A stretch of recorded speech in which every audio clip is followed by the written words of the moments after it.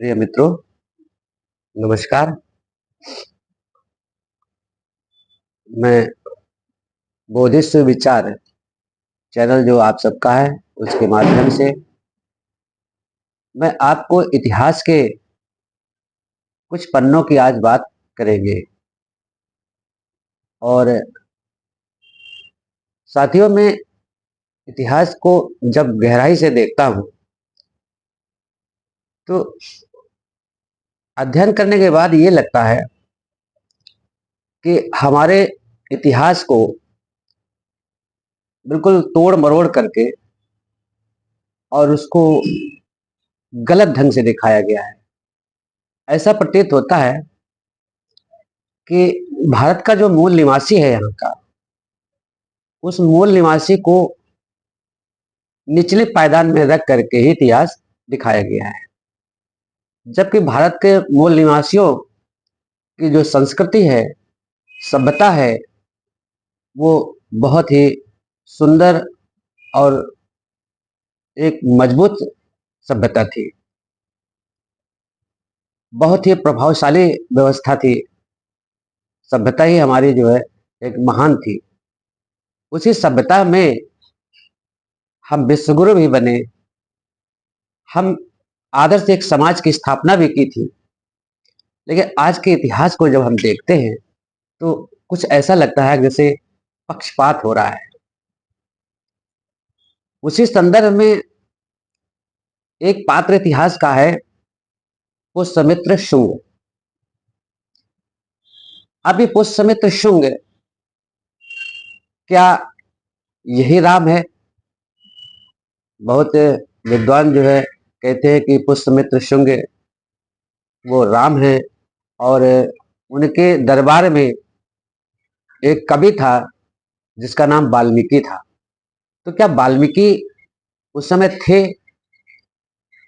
और पुष्यमित्र शुंग की कहानी राम के रूप में लिखे? ये हम कुछ ऐसी किताब है जहां से मैं पा रहा हूं कि एक केदारनाथ पांडे, आप लोग जानते होंगे कि राहुल सांस्कृत्यान, ये राहुल सांस्कृत्यान जो है वो अपनी एक किताब लिखी है, बोलगा टू गंगा। उस बोलगा टू गंगा में उन्होंने लिखा है कि राम जो है वो पुष्यमित्र शुंग है।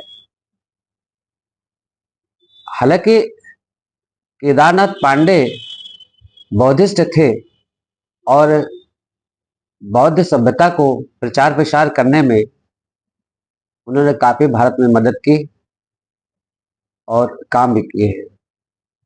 लेकिन चूंकि ब्राह्मण है तो कुछ न कुछ उनका चेहरा सामने आ ही जाता है। अपने को उपस्थिति दर्ज करवाने के लिए मौर्य वंश के बाद तो वो ऐसा बोल दिया है। लेकिन फैक्ट चेकिंग जब हम करते हैं वास्तविक में, तो वास्तव में ऐसा नहीं लगता है।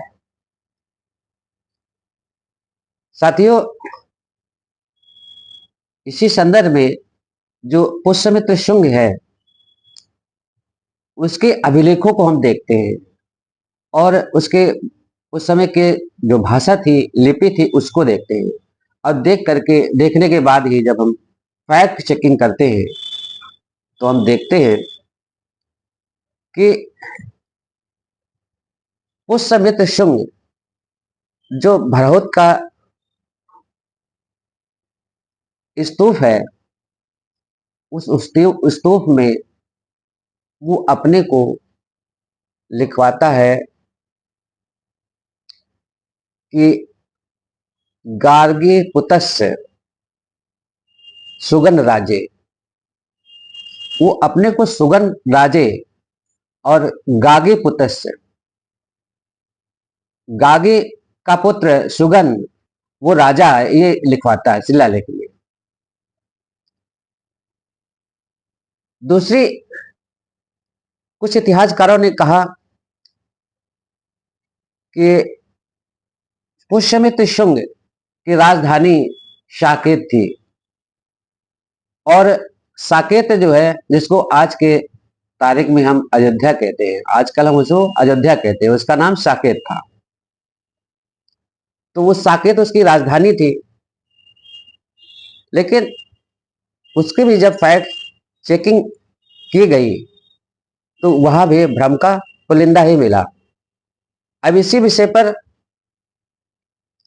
हम अलेक्जेंडर कनिंघम महोदय की बात करेंगे। तो हम जो उन्होंने कहा वो हम आपको सेम उसी तरह से पढ़ देते हैं।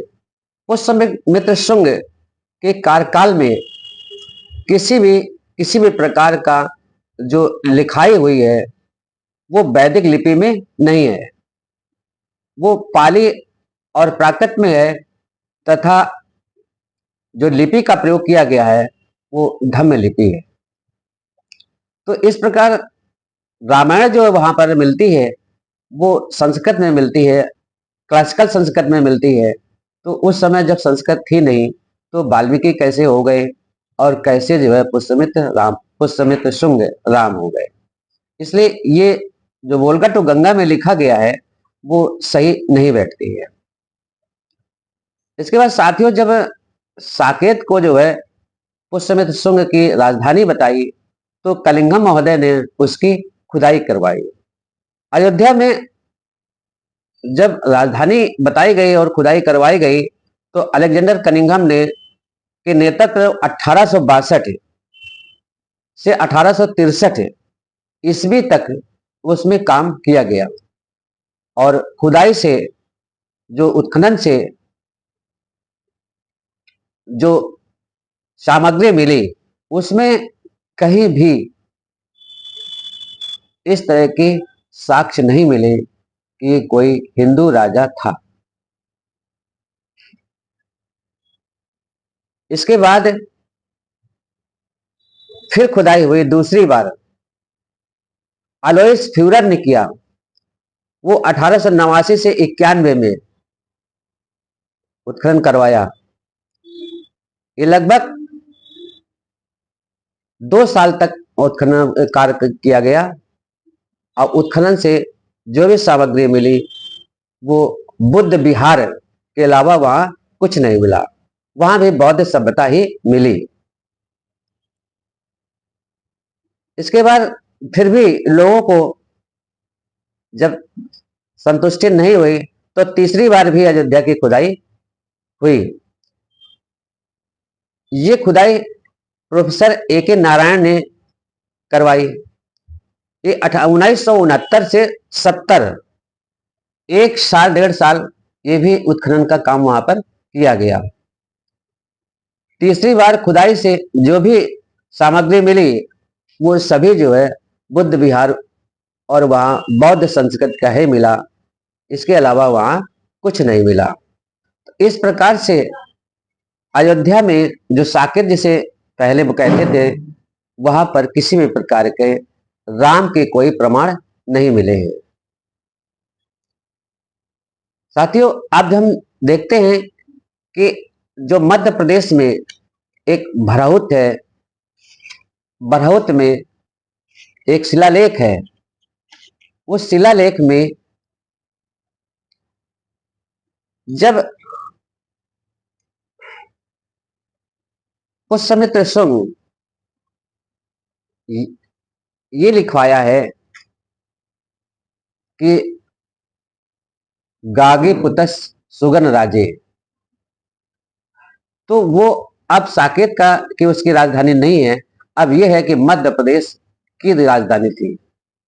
वो मध्य प्रदेश ही उसने राजधानी बनाई थी और वहीं वो शासन अपना किया। और शासन काल में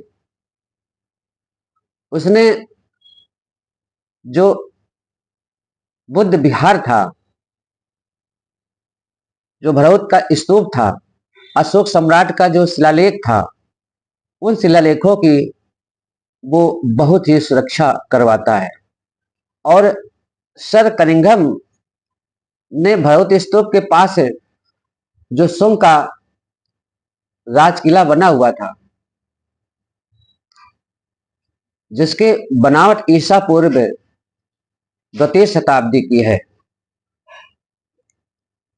आसपास ये देखा गया या होना में पाया गया कि बौद्ध स्तूप के चारों ओर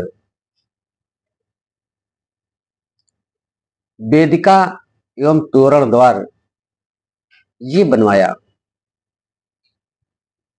उस स्तूप की मरम्मत करवा रहा है, तोरण द्वार बनवा रहा है। बृहत स्तूप के उत्खनन से जो प्राप्त अवशेष हैं वो सर्वाधिक संग्रह जो कलकत्ता के म्यूजियम में रखे हैं। आप उसे देख करके स्वतः प्रमाणित कर सकते हैं कि बौद्ध सभ्यता के प्रमाण हैं। साथियों, आज का वीडियो जो है हम यही समाप्त करते हैं। इसे जो पुष्यमित्र शुंग है इसका अगला वीडियो कल आपको फिर प्रस्तुत करूंगा। इसलिए साथियों, वीडियो को लाइक करें, सब्सक्राइब करें और घंटे का बटन अवश्य दबाएं, जिससे ये वीडियो आपको सबसे पहले पहुंच जाए। और इतिहास का मुआयना ये जो हो रहा है आप खूब अच्छी तरह से समझिए। इतिहास को नया इतिहास बनाना होगा। धन्यवाद। नमो बुद्धाय।